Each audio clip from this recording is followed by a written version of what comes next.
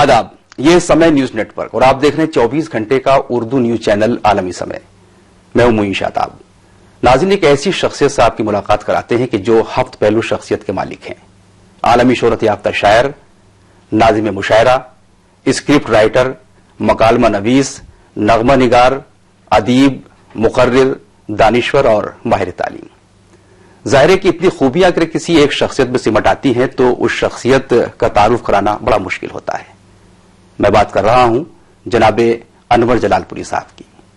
सबसे पहले मैं इस्तकबाल करता हूं अनवर साहब आपका स्टूडियो में। शुक्रिया जनाब।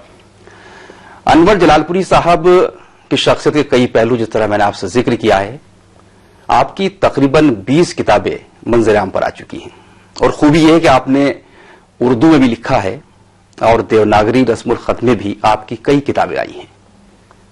दूसरी खूबी यह है कि आपने जहां शायरी के फूल महकाए हैं वहीं नस्र निगारी के गुल बूटे भी अदब के मंजरनामे पर दर्ज किए हैं। कई अहम किताबें उनकी हैं। अगर हम नस्र की बात करें तो उनके बहुत से मजामीन जो बहुत अहमियत के हामिल हैं, अदबी नोयत के हैं। कुछ शख्सी मजामीन आपने लिखे हैं और शायरी में शायद ही कोई सिन्फ ऐसी हो जो मकबूल असनाफ है कि जिसमें अनवर जलालपुरी साहब ने तब आजमाई न की हो। चाहे वो नातिया शायरी हो, गजल हो, नज़्मिया शायरी हो, हर सिंफ में अनवर साहब ने तब आजमाई की है। लेकिन इन 20 किताबों में उनकी कुछ किताबें जो इधर मंजर आम पर आई हैं बहुत अहमियत की हामिल हैं। जिसमें एक किताब है गीता का उर्दू मंजूम तर्जुमा। इस किताब के हवाले से हम आपसे गुफ्तगू करेंगे।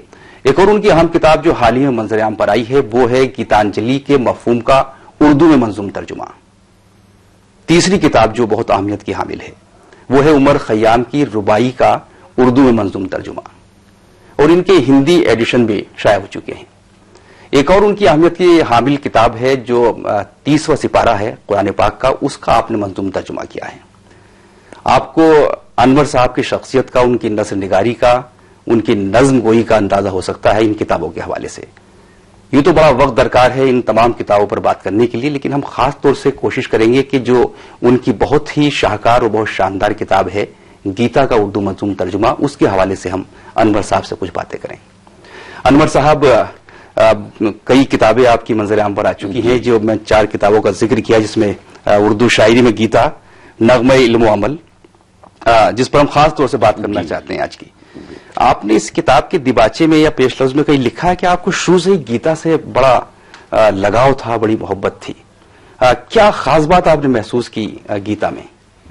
देखिए, शुरू से कंपैरेटिव स्टडी, तकाबुली मुतालिया, वो चाहे मज़ाहिब का तकाबुली मुतालिया हो या अदब का तकाबुली मुतालिया, इससे मेरी फितरी दिलचस्पी थी। शायद यही वजह थी कि मैं ग्रेजुएशन में बीए में जब मैंने एडमिशन लिया तो मेरे पास उर्दू लिटरेचर, अरबी लिटरेचर और अंग्रेजी लिटरेचर, तीनों लिटरेचर था। तो इसका मतलब यह है कि अंदर से मेरी फितरत में कहीं से ये बात थी कि दूसरों को समझने की कोशिश की जानी चाहिए। दुनिया के जो बड़े दिमाग हैं जिन्होंने लिटरेचर को अपना लहू दिया है और दुनिया को एक रास्ता अदब के जरिए दिखाया है, उनके क्या ख्यालात रहे हैं उन्हें समझने की कोशिश की जानी चाहिए। शायद यही वजह थी कि मैंने अंग्रेजी में एमए किया, फिर बाद में मैंने उर्दू में भी एमए किया। मुझे जब पीएचडी करने का शौक हुआ तो वो जहन में जो एक थी कि कुछ न कुछ नया होना चाहिए, तो उस नया होने में मेरे जहन में ये बात आई कि हिंदुस्तान की एक बड़ी अजीम किताब है जिसे मजहबी किताब भी समझा जाता है, हालांकि वो मजहबी से ज्यादा इंसानी जिंदगी को संवारने वाली किताब है। उसमें बहुत सी तालीमात ऐसी हैं जो पूरी इंसानियत के लिए निहायत कारआमद हैं। तो मेरे जहन में आया कि मैं इस किताब पर, गीता पर पीएचडी करूं। चुनांचे अवध यूनिवर्सिटी फैजाबाद में मैंने सन 82 में रजिस्ट्रेशन भी करवाया कि गीता के उर्दू मंजूम तर्जुमे और उनका तनकीदी जायजा।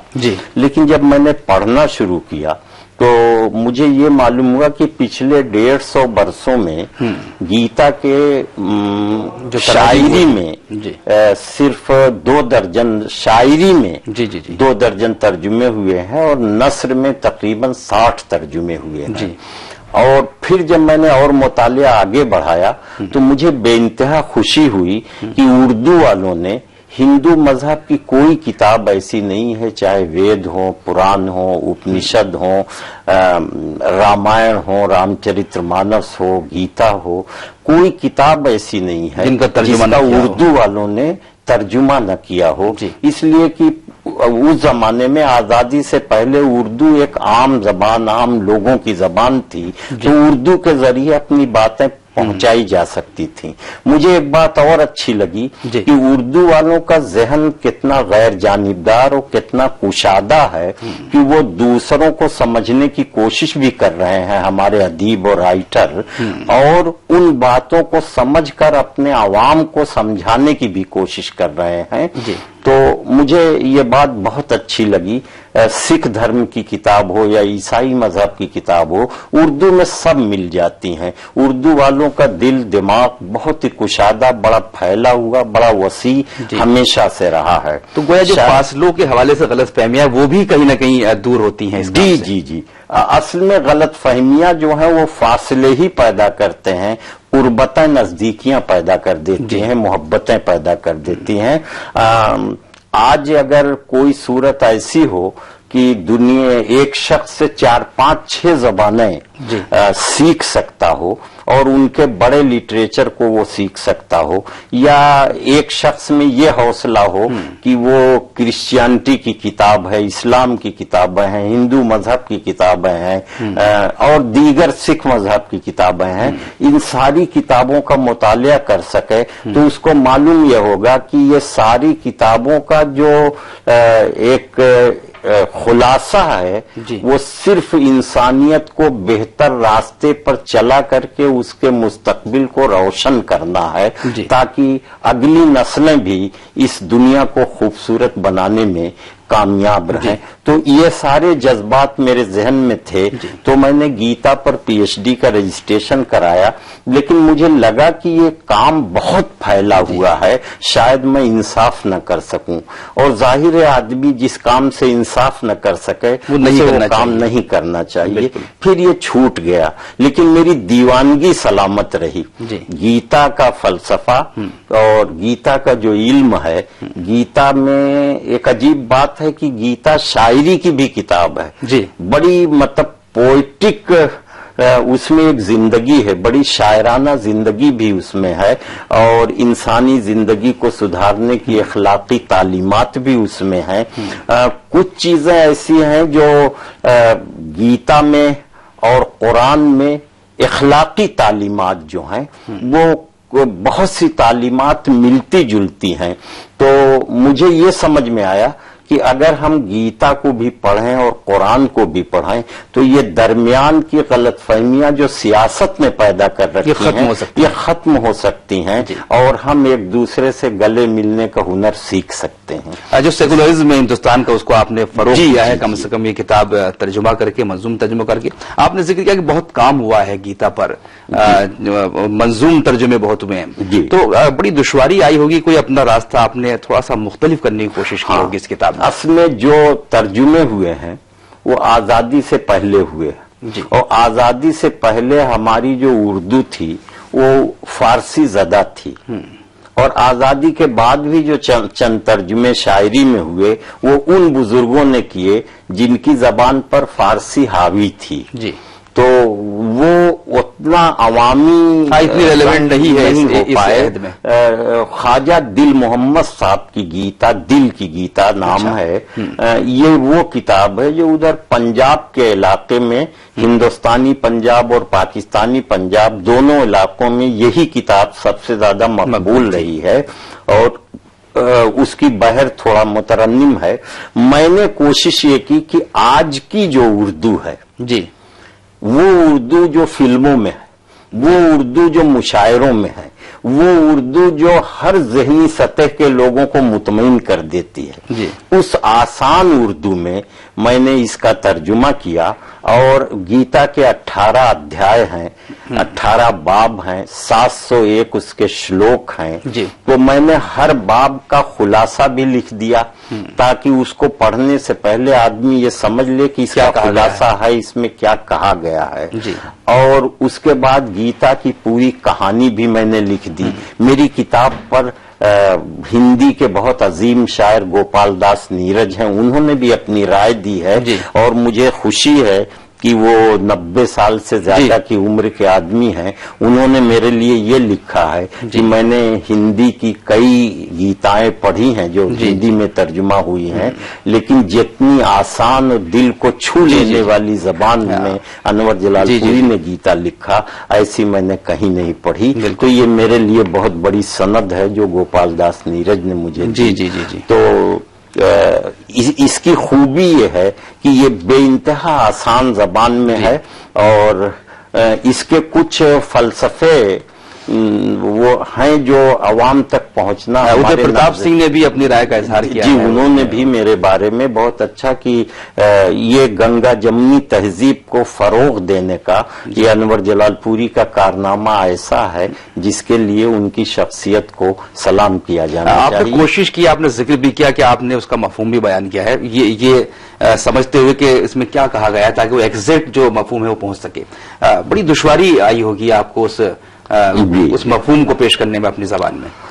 हाँ, मुझे ये है कि जैसे संस्कृत मैंने दर्जा 12 तक पढ़ी है तो बहुतों ने पढ़ी है जी। तो मुझे श्लोक को पहले समझने की कोशिश करनी पड़ी, उसका जो हिंदी तर्जुमा क्या हुआ है, उर्दू तर्जुमा क्या हुआ है, अंग्रेजी तर्जुमा क्या हुआ है, फिर उसकी जो व्याख्या हिंदी में कहते हैं एक्सप्लेनेशन जो है, किसने क्या किया है, महात्मा गांधी ने क्या किया है, विनोबा भावे ने क्या किया है, रजनीश ने क्या किया है जो इस वक्त का बहुत बड़ा दिमाग।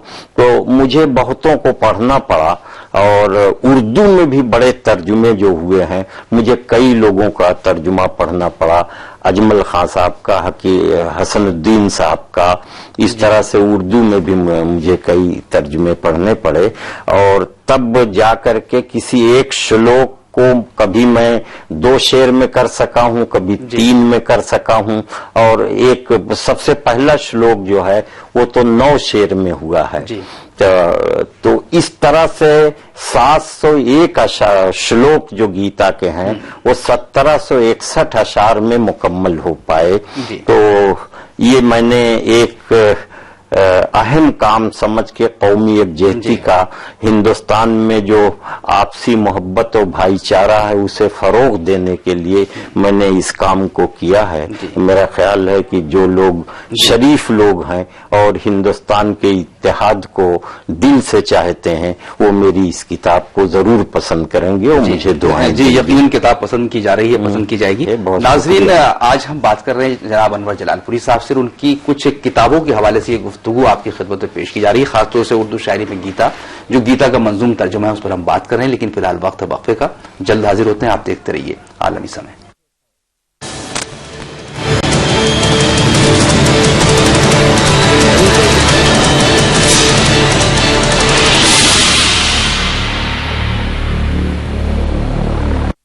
बच्चों, जवाब ठीक से देना और सफाई के 10 नंबर होंगे। चौंकिए मत, डेंगू और चिकुनगुनिया से बचने के लिए ये जरूरी है। आसपास पानी जमा न होने दें।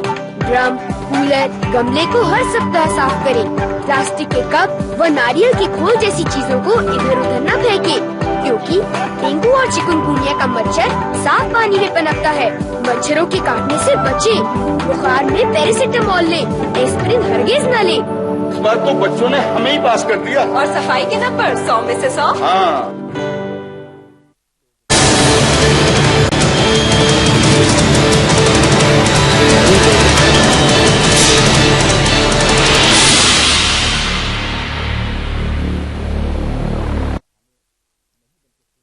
वक्फे के बाद एक मरतबा फिर आपका खैर मकदम है। नाज़रीन, हमारे स्टूडियो में आज मौजूद हैं ऐद हाजिर की मुमताज शख्सियत, शायर, अदीब और दानिश्वर मोहतरम अनवर जलालपुरी साहब। मैं गुजारिश करूंगा कि जो आपने मंजूम तर्जुमा किया है कुछ अशार से आप नवाज दें। हाँ, जरूर। देखिए, गीता में आत्मा यानी रूह और जिस्म के ताल्लुक पर एक नजरिया पेश किया गया है, एक फलसफा पेश किया गया है।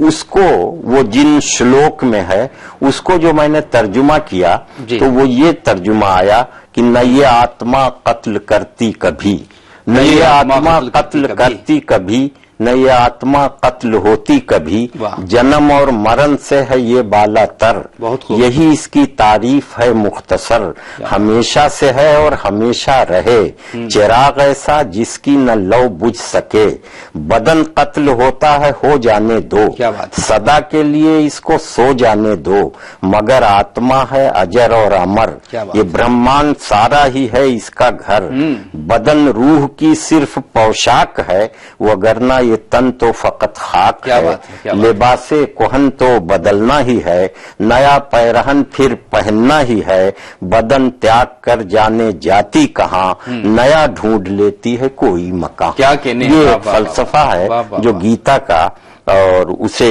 इस अंदाज से मैंने आसान जबान में पेश किया।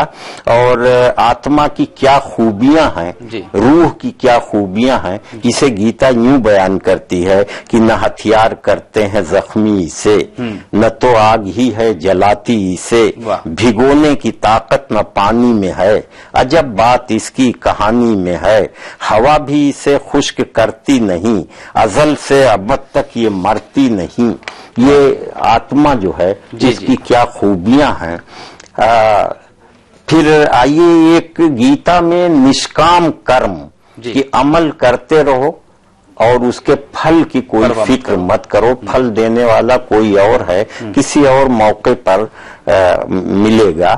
तो इसको यूं किया मैंने श्लोक को कि नहीं तेरा जग में कोई कारोबार, नहीं तेरा जग में कोई कारोबार, अमल के ही ऊपर तेरा अख्तियार, अमल जिसमें कोई भी ख्वाहिश न हो, अमल जिसकी कोई नुमाइश न हो, अमल छोड़ देने की जिद भी न कर, तू इस रास्ते से कभी मत गुजर। ये हुआ।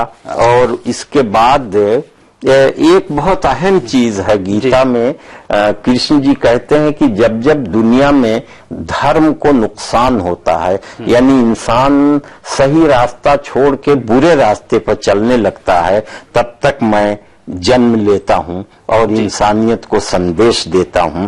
देखिए इसको मैंने किया कि फराइज से इंसान हो बेजार जब, फराइज से इंसान हो बेजार जब, हो माहौल सारा गुनहगार जब, बुरे लोगों का बोलबाला रहे, न सच बात को कहने वाला रहे, कि जब धर्म का दम भी घुटने लगे, शराफत का सरमाया लूटने लगे, तो फिर जग में होना है जाहिर मुझे, जहां भर में रहना है हाजिर मुझे, बुरे जो हैं उनका करूं खात्मा, जो अच्छे हैं उनका करूं मैं भला, धर्म का जमाने में हो जाए राज, चले नेक रस्ते पे सारा समाज, इसी वास्ते जन्म लेता हूं मैं, नया एक संदेश देता हूं। क्या कहने बहुत खूबसूरत, बड़ा रवा आपने किया है। कलमकार कभी सिले की परवाह नहीं करता, खासतौर से जो शोरा होते हैं, अदीब होते हैं, जो दीवाने होते हैं, वो लिख देते हैं और वक्त पर छोड़ देते हैं। लेकिन आपने उम्र अजीज का एक खास हिस्सा इस पर सर्व किया है, किस तरह का रिस्पॉन्स आपको मिला है? देखिए जिससे भी जिक्र हुआ या जिसने भी सुना, मुझे बड़ी उसने दुआएं दी और मेरी तारीफ की उसने, और ये कहा कि एक बहुत बड़ा काम आप कर रहे हैं, जितनी जल्दी मुमकिन हो कर डालिए। ये किताब जब आई तो आप ताज्जुब करेंगे कि इसकी रस्म इजरा के लिए मैंने महान संत, बहुत अजीम संत हैं हिंदी के, मुरारी बापू जी, मैंने उनसे गुजारिश की और उत्तर प्रदेश के चीफ मिनिस्टर अखिलेश यादव जी से भी गुजारिश की। दोनों ने फौरन वो दी और मुरारी बापू लखनऊ चार्टर्ड प्लेन से आए और मेरी इस किताब की रस्म इजरा की। और हमारे मोहतरम मुख्यमंत्री वजीर आला जनाब अखिलेश यादव ने भी बहुत अच्छी तकरीर की गीता के सिलसिले में और मेरे इस कारनामे के सिलसिले में।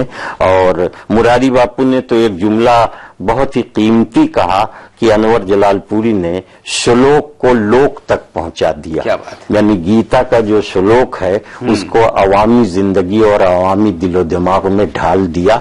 तो उनका ये जुमला मेरे लिए एक बहुत कीमती सनद है। तो रिस्पांस से मुझे बहुत بہت لوگوں نے مجھے فون کر کے کہا کہ مجھے 25 کتابیں بھیج دیجئے، 50 کتابیں بھیج دیجئے. انور جلال پوری صاحب کے ساتھ یہ خاص ملاقات ابھی جاری ہے، لیکن آگے بڑھنے سے پہلے ایک مختصر سا وقفہ. جلد حاضر ہوتے ہیں، آپ دیکھتے رہیے عالمی سمے.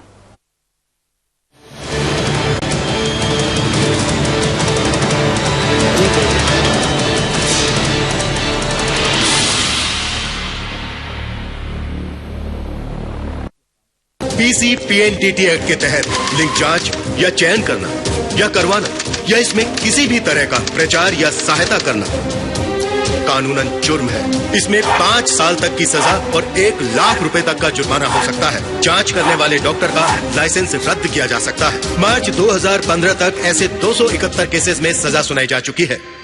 کب سمجھو گے؟ جیل جانے کے بعد. لنک چین کے ورد آواز اٹھائیں، اپنے ضلع ادھیکاری کو ترنت سوچت کریں.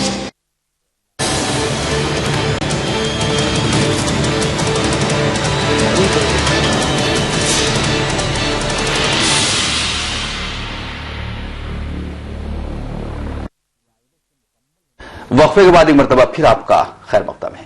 ناظرین، ہمارے اسٹوڈیو میں آج موجود ہیں عہد حاضر کی ممتاز شخصیت، شاعر، ادیب اور دانشور محترم انور جلال پوری صاحب. ہم ان کی کتابوں کے حوالے سے گفتگو کر رہے ہیں. گیتا کے حوالے سے ابھی آپ نے ہمارے پچھلے سیگمنٹ میں ان کی گفتگو ملاحظہ فرمائی. ان کی اور بھی کتابیں ہیں جن پر ہم گفتگو کرنا چاہیں گے اس مختصر وقت میں. انور صاحب، آپ نے گیتانجلی، گیتانجلی بھی ایک جو دوسری کتاب آپ کی ہے اردو شاعری میں گیتانجلی، یہ آپ نے بہت وقتی کام کیا ہے، جو ٹیگور کی نظمیں ہیں، اور یہ بھی بہت لوگوں نے ترجمہ کی ہیں. اس میں کیا کہاں سے تحریک حاصل ہوئی آپ کو؟ دیکھیے، سن 1913 عیسوی میں، ایک صدی پہلے، گیتانجلی پر نوبل پرائز ملا تھا رابندرناتھ ٹیگور کو. جی. اور یہ عجیب و غریب اتفاق ہے کہ ہندوستان نے ٹیگور کو نہیں پہچانا. یہ ہماری بدقسمتی تھی جب انگریزوں نے انگریزی میں ہمیں سمجھایا کہ ہندوستان میں اتنا بڑا شاعر ایک موجود ہے، اتنا بڑا دانشور، اتنا بڑا مفکر، اتنا بڑا روحانی ایک قلندر جو شاعر اور کوی کے روپ میں ہے، وہ ہندوستان میں موجود ہے. تب ہم نے یہ سمجھا کہ ہماری زمین بھی کیسے کیسے شجر سایہ دار پیدا کرتی ہے. تو 1913 عیسوی میں اس پر نوبل پرائز ملا تھا. اور ظاہر ہے ایک صدی میں بہت کچھ لکھا گیا. تو جب 2013 آیا تو ایک صدی گزر گئی. تو میرے ذہن میں پھر وہی کچھ نیا کرنے کا جو ایک جذبہ میرے اندر ہے، تو پھر وہ بات آئی کہ یہ وہ کتاب ہے جسے اردو والوں کو تحفے کے طور پر میں دے سکتا ہوں. ظاہر ہے میں ایک شاعر ہوں، میں کسی کو دھن دولت تو دے نہیں سکتا. میں اگر دے سکتا ہوں تو اردو لٹریچر، اردو ادب میں جو قیمتی خیالات شاعری کی شکل میں ہیں، اسے ہی میں اردو والوں تک پہنچا سکتا ہوں.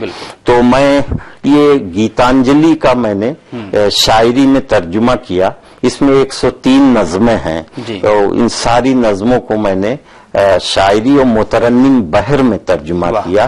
اور گیتانجلی کی بھی خوبی یہ ہے، غالباً اب تک جو تراجم ہوئے ہیں یا تو نثری نظم کے انداز میں ہوئے ہیں ٹیگور کی نظموں کے، یا مرہ نظم کے انداز میں ہوئے ہیں. آپ نے مترنم بحر کا جی بحر میں ہے. اسے ترنم سے پڑھا جا سکتا ہے، سنگر اسے گا سکتا ہے بہت ہی آسان زبان میں. اچھا، مجھے ٹیگور اس لیے اچھے لگے کہ ان کے یہاں ایک روحانی انداز فکر ہے. ان کے یہاں مذہبی انداز نہیں ہے. وہ روح اور خدا کا رشتہ، انسان اور پالنے والے کا رشتہ، زمین کا آسمان سے کیا رشتہ ہو سکتا ہے، ان باتوں کو اتنے سلیقے سے انہوں نے کہا ہے کہ ان کی گفتگو تو شاعری میں ہے، لیکن مذہب کی روح کیا ہے یا دنیا کے سارے مذاہب جو ہیں ان کی تعلیمات کی خوشبو کیا ہے، وہ ایسا لگتا ہے کہ ٹیگور نے اپنی ان 103 نظموں میں ان سب کو سمیٹ دیا ہے، سمو دیا ہے. تو اس وجہ سے مجھے ٹیگور اچھے لگتے.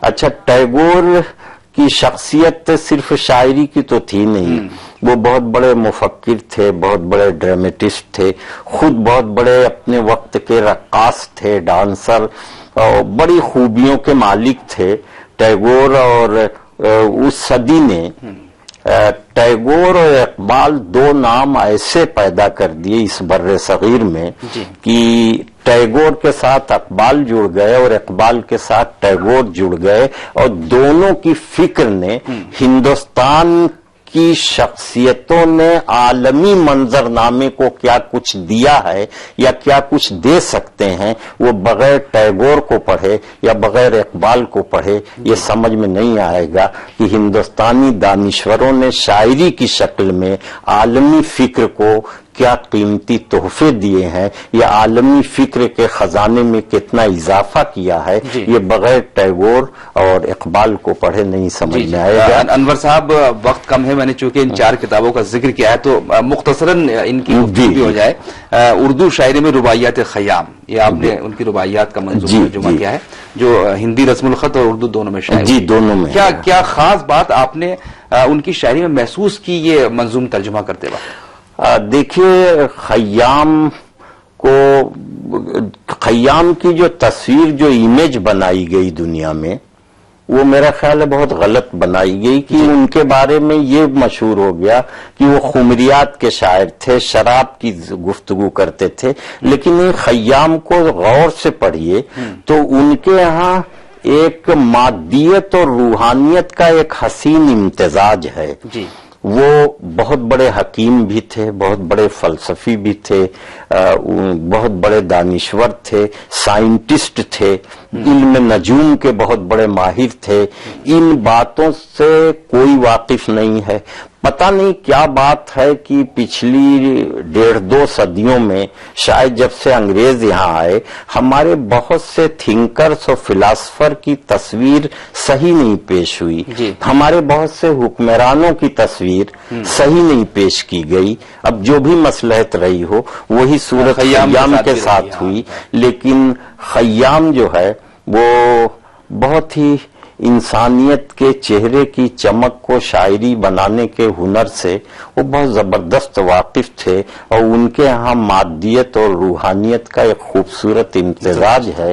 और शराब का जिक्र जो है वो कुछ इस अंदाज से है कि शराब का नशा जो है वो हमें हर तरफ से अलग करके एक मरकज की तरफ ले जाता है। नशे में किसी का शेर है कि चले तो पांव के नीचे कुचल गई कोई शय, नशे की झोंक में देखा नहीं कि दुनिया है। तो दरअसल खयाम जो है उनका नशा इसी किस्म का नशा है कि वो एक लम्हे में इस जमीन से आसमान तक का सफर उसी नशे में तय कर लेते हैं और बहुत कुछ हमें बता देते हैं कायनात के बारे में। जो बेनियाजी है ये इरफान तक ये सिलसिले को ले जाती है। बेशक बेशक। छोटा सा सवाल हम तोशे आखिरत के बारे में करेंगे कि आपने 30वें पारे का इंतखाब किया, क्या इस काम को तोसी देने का इरादा आपका है? कुछ और सिपारों का तर्जुमा आप करें। देखिए, ये इतना बड़ा काम है, कुरान को मुकम्मल शायरी में लाना, इसके लिए तो 10 साल 15 साल की रियाजत चाहिए जी। और इसके लिए अंदर से आदमी को बहुत ही नेक होना चाहिए जी। और बल्कि यूं कहिए कि जबान को जमजम से धो लेना चाहिए, तब इस सिलसिले में कुछ बोला जा सकता है। कुरान असल में पूरी इंसानियत के दर्स की एक किताब है, और ये रंग और नस्ल से बिल्कुल अलग है। बिल्कुल। कुरान शायद पहली किताब है जो शुरू होती है इल्म की गुफ्तगू से। इक़रा बिस्म रब्बिकल लज़ी खलक, पढ़ो उस पालने वाले का नाम लेकर जिसने तख्लीक कर दिया वो सब कुछ जो दिखाई पड़ता है और जो नहीं दिखाई पड़ता। तो कुरान जो है इल्म और यानी कलम और कलमे की गुफ्तगू जो है ये कुरान करता है। कुरान इल्म के कल्चर की गुफ्तगू करता है, इल्म के कल्चर को फैलाने की बात करता है। तो पूरा तर्जुमा तो बड़ा मुश्किल है, लेकिन चूंकि मैंने अपने गुनाहों اپنے دامن پر جو گناہوں کے داغ لگے ہوئے تھے ان داغ کو کسی طرح سے وہ چھوٹ سکیں، اس کے لیے میں نے یہ کام کیا ہے۔ آپ کا بہت شکریہ کہ آپ یہاں تشریف لائے اور اپنے قیمتی خیالات سے نوازا اپنی ان کتابوں کے حوالے سے۔ تو ناظرین، آپ تھے جناب انور جلال پوری صاحب، جن کی کچھ خاص کتابوں کے حوالے سے ہم آج کے اس خاص پروگرام میں ان سے بات چیت کر رہے تھے۔ جس طرح میں نے عرض کیا تھا کہ انور صاحب کی شخصیت کے اتنے پہلو ہیں کہ اگر ہم ان کی پوری شخصیت کو سمیٹنے بیٹھ جائیں تو اس کے لیے بہت وقت درکار ہوگا، لیکن بہرحال آج ہم نے ان کی جو اہم کتابیں ہیں، جن میں اردو شاعری میں گیتا اور اردو شاعری میں گیتانجلی، ان دو کتابوں سمیت ان کی کئی اہم کتابوں پر گفتگو کی۔ یہ پروگرام آپ کو کیسا لگا؟ اپنی رائے سے ہمیں ضرور نوازیے گا۔ معین شاداب کو اجازت دیجیے، لیکن آپ دیکھتے رہیے عالمی سمے۔